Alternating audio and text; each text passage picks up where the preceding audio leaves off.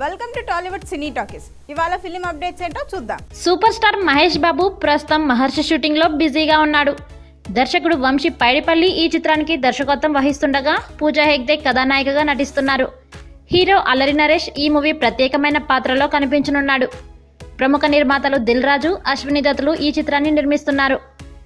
ఇప్పటికే 80% చిత్రీకరణ పూర్తి చేసుకున్న ఈ మూవీని ఏప్రిల్ 5న లేదా 26వ తేదీన విడుదల చేయనున్నట్లు సమాచారం. ఇప్పటికే ఈ చిత్రం నుంచి 2 ఫస్ట్ లుక్లను విడుదల చేశారు చిత్ర యూనిట్. ఈ పోస్టర్స్ కు ప్రేక్షకుల నుంచి మంచి రెస్పాన్స్ వస్తోంది. తాజాగా ఈ మూవీ నుంచి మరో అనౌన్స్మెంట్ ను ప్రకటించారు. మహాశివరాత్రి సందర్భంగా మార్చి 4వ తేదీన మహర్షి టీజర్ ను విడుదల చేయనున్నట్లు సమాచారం.